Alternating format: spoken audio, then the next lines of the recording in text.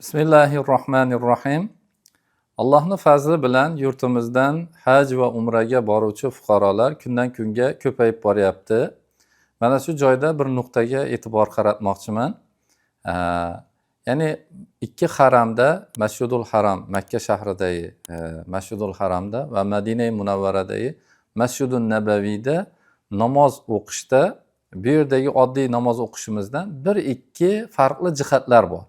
Ya'ni o'sha holatlarni ketuvchi ziyoratchilar bilib, anglab ketsa, yangi borgan ziyoratchi u holatlarni ko'rib namozni ado qilish vaqtida o'sha xatoliklarga yo'l qo'ymasligi ta'min bo'lgan bo'ladi.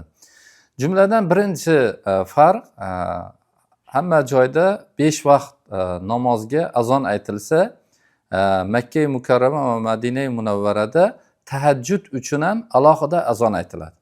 Bu azon bomdod namozi kirishidan oldin 1 soat oldin aytiladi. Mana shu vaqtida ayrim ziyoratchilar bomdod kirgan deb tasavvur qilib, bomdod namozini o'qish holatlari kuzatiladi. Lekin u vaqtda hali bomdod kirmagan bo'ladi. Mana shuni e'tiborini olish kerak bo'ladi. U vaqtda tahajjud vaqti bo'ladi. Nafl namozlar o'qing yoki qazo namozlar o'qing yoki bo'lmasa namoz o'qimasdan kutib tursangiz ham o'zingiz ixtiyoringiz bo'ladi. Bu birinchi farqi. Ikkinchi farqi, ayollar ko'pincha bizni hududlarda o'z uyida namoz o'qigani uchun, ya'ni alohida o'zi imomga ergashmasdan o'qiganligi uchun u yerda imomga ergashish masalasida o'sha ayrim xatoliklarni qiladi. Shuning uchun u yerda ikki masjidda namoz o'qiganda, ya'ni farz namozlarini o'qiganda xuddi erkaklar imomga ergashgani kabi ayollar ham imomga ergashishi shart bo'ladi. Mana shunda jamoat savobini topib yanada fazilatli bo'ladi.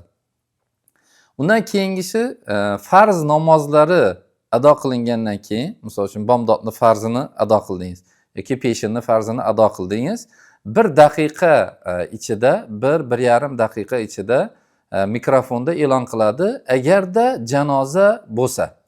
Ya'ni u yerda kimdir vafot qilsa, urf mana shunday, masjidga keltirib, masjidda o'sha mayitni janozasi o'qiladi.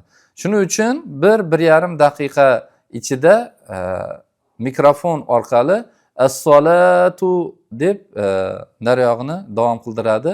As-solatu alal mayyit, as-solatu alal amvat, as-solatu alal tifl, as-solatu alal atfal kabi jumlalar bilan janoza borligini e'lon qiladi. Arabchani biladigan odam kimga, qanday yoshdagilarga, qanday jinsdagilarga janoza borligini anglab yetadi. O'shanga qarab niyat qilishi mumkin. Mana shu joyda ayollar ham, erkaklar ham janoza namozini kutadi. Janoza o'qilguncha boshqa namozlarni o'qimay kutib tursa, misol uchun peshinni farzini o'qidingiz, 1 daqiqadan keyin janoza borligini e'lon qildi, yana 1 daqiqalardan keyin imom takbir aytadi. Mana shu takbir aytgan vaqtida ayol va erkak janozada ishtirok qilishga o'sha harakat qilishi shart. Chunki kim bir musulmonni janozasida ishtirok qilsa, unga 1 qirot savob va'da qilingan. 1 qirot savob qanchalik so'ralganda Uhud tog'icha deb marhamat qilingan hadisi sharifda. Shuning uchun ayollar ham, erkaklar ham o'sha janozada ishtirok qilishi nurun ala nur bo'ladi. Bu yerda bizni hududlarda ayollar janoza namozlarida ishtirok qilmaydi. Sababi, birinchidan o'sha jazavaga tushib janozaga qarshilik, ya'ni janoza o'qishga xalaqit berganligi sababidan, ikkinchisi erkaklar bilan aralashib turganda fitna chiqish ehtimoli yuzasidan bu yerdagi ulamolar ayollar janoza o'qimasin deb mana shu urfga kirgan bu yerda. U yerda bu narsa ikkisi ham oldi olingan, ya'ni kimga o'qilayotganini bilmaysiz, jazavaga ham tushmaysiz va ayollar va erkaklar alohida o'qiydi. Shuning uchun imkon qadar janozalarni ado qilishga harakat qilish nurun ala nur bo'ladi. Undan keyingi farqi, asr, shom, xufton namozlarida o'sha farzdan oldin sunnat va nafllar o'qishadi. Misol uchun asr namozida azon aytilgandan keyin ularda 4 rakat sunnat o'qib oladi. Undan keyin takbir aytadi, 4 rakat farz o'qiydi.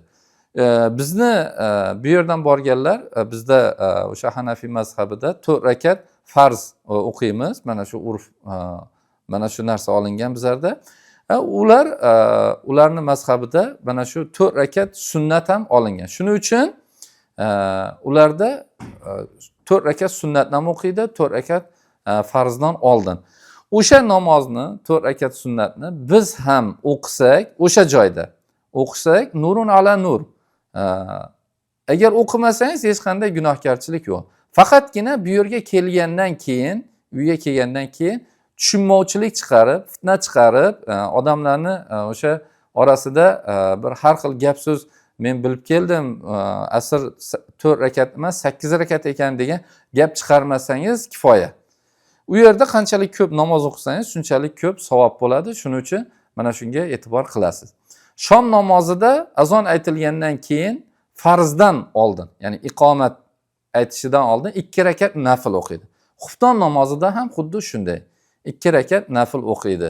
Mana shu namozlardagi alohida farqli jihatlar, mana shular bizni boruvchi ziyoratchilarimiz bu holatlarni ko'rganda tushunmasdan namoz o'qishda ayrim xatoliklar vujudga kelish holatlari kuzatiladi. Mana shuni oldini olish uchun alohida o'sha video qilib sizlarga eslatyapmiz. Bunga e'tibor qilsangiz inshaalloh nurun ala nur bo'ladi.